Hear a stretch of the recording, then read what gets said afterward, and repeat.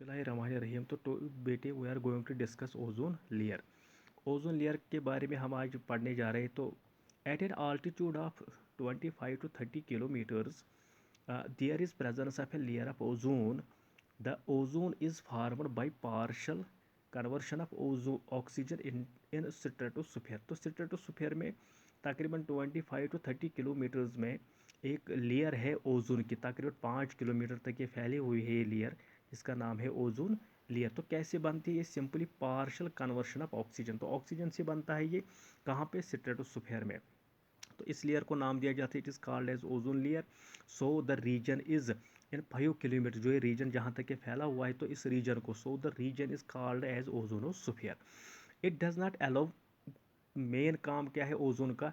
It does not allow the harmful ultraviolet radiations coming from the sun to reach the surface of the earth. तो earth surface पे harmful radiations ना पहुंच सके, क्योंकि वो बहुत हार्मफुल होती है, डेंजरस होती है।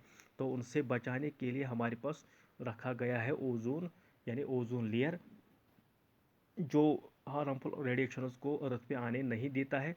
कि that is why the ozone layer is also known as called as earth's protective umbrella. It is also known as earth's protective umbrella. तो यहाँ से हम देखते हैं कि how ozone is formed. Oxygen molecule light की मौजूदगी में, in presence of light, undergoes homolysis. There is formation of two radicals of oxygen.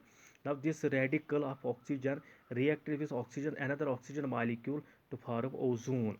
Reverse is also true कि an ozone molecule in presence of light undergo formation of oxygen radical and oxygen molecule. Hence we can say कि in this way ozone cycle exists in the atmosphere. तो एक ozone cycle है, ozone का बनना, ozone का वापस decompose होना, oxygen का बनना, ऑक्सीजन का वापस डिकम्पोज होना। This is a cyclic process. So we say कि one these oxygen molecules can be converted to ozone molecule. Three oxygen molecules in presence of light can be converted into two molecules of ozone. It is a reversible reaction. It is a cyclic reaction. This forms this and this forms this also true. How this ozone is depleted, that is called as depletion of ozone layer, creation of ozone hole. So due to human activities, two types of compounds have been found to the most responsible for depletion of the ozone layer and creating a hole into it. एक hole thinness we can say, ozone layer जिसकी thickness 5 kilometres है, तो ये जब thin हो जाएगा, इसकी जो थिकनेस वो कम पड़ जाएगी, then this is called as depletion of ozone layer. The two ozone depleting agents are, कौन कौन सा है? एक है नाइट्रिक ऑक्साइड एंड दूसरा है CFCs, क्लोरोफ्लोरोकार्बन्स. ये जो नाइट्रिक ऑक्साइड है react with ozone, thereby decreasing the amount of ozone and forms nitrogen dioxide which reacts with oxygen atom available in the stratosphere. Due to decomposition of ozone and oxygen produces back nitric oxide. कैसे हो जाता है कि आपका nitric oxide ozone से मिलने के बाद बनाता है nitrogen dioxide. There is formation of nitrogen dioxide and oxygen molecule. This nitrogen dioxide react with ozone, this oxygen radical जो ऑलरेडी होता है स्ट्रेटोस्फीयर में because of ozone cycle. Ozone cycle की वजह से ऑलरेडी होता है वहाँ पे एक ऑक्सीजन रेडिकल, ये मिल जाता है नाइट्रोजन डाइऑक्साइड से, तो वहाँ पे बनेगा नाइट्रिक ऑक्साइड और oxygen molecule. In this way कि ozone molecules are back converted into oxygen molecules, hence their concentration in the atmosphere is decreased. That decreasing in concentration will be called as depletion of ozone layer. Another molecules, another agent that is responsible for depletion of ozone layer is chlorofluorocarbons, that is CFCs. Compounds containing chlorine, fluorine and carbon, commonly known as freons or chlorofluorocarbons or CFCs. In the atmosphere they start decomposing, these CFCs start decomposing in the presence of UV radiation coming from the sun. Example आपका CFC एक है CF2Cl2 या एक और है CFC12. तो ये हमारे एग्जाम्पल्स है CFCs के या फ्रेयॉन्स के.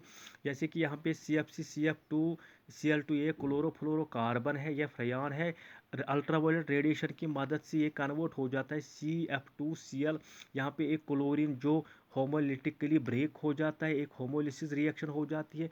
ये रेडिकल जो Cl रेडिकल है, क्लोरीन रेडिकल या एक और यहाँ पे आपका फ्रेयन है CfCl3, ये भी सनलाइट और we can say ultraviolet radiation की मदद से ब्रेक हो जाता है, होमोलिसिस हो जाती है। यहाँ पे भी Cl रेडिकल निकल आता है। ये Cl रेडिकल ओजोन से मिलने के बाद, ओजोन से कंबाइन होने के बाद ClO रेडिकल यानी Cl oxygen radical and oxygen बना जाता है, यानी ऑक्सीजन मालिक्यूल बनाता है। ये Cl ऑक्सीजन रेडिकल और ऑक्सीजन रेडिकल ये ऑक्सीक्लोरीन और वो कैसे क्लोरो ऑक्साइड रेडिकल जो बनता है यहाँ से ऑक्सीजन रेडिकल के साथ मिलने के बाद वापस बनाता है क्लोरीन रेडिकल और ऑक्सीजन मालिक्यूल, क्योंकि ये ऑक्सीजन मालिक्यूल ऑलरेडी होता है इन ओजोन साइकिल। तो यहाँ से हम देख सकते हैं कि ओजोन मालिक्यूल जो है एक बार फिर यहाँ से वो कन्वर्ट किए जाते हैं ऑक्सीजन मालिक्यूल्स में। तो इस तरह से हम कह सकते हैं कि उनकी कंसनट्रेशन कम हो जाती है, मालिक्यूल्स की कंसनट्रेशन डिक्रीज की जाती है because of CFCs and hence depletion of ozone layer. इसका मेन कॉन्सिक्वेंस क्या है कि जब भी डिप्लीशन ऑफ ओजोन लेयर हो जाती है तो स्किन कैंसर के बढ़ने के चांसेस है, क्योंकि अल्ट्रावायलेट रेडिएशन सीधे ज़मीन पे आ जाएंगे। दूसरा कि कैटरेक्ट और आई ब्लाइंडनेस, क्योंकि आंखों पे यूवी रेडिएशन मिलने के बाद वहाँ से ब्लाइंडनेस हो जाती है। Mutation to animals and plants, तो एनिमल्स की म्यूटेशन या उनका प्लांट्स के म्यूटेशन या एनिमल्स के म्यूटेशन होने के चांसेस ज़्यादा है। Hope you understand.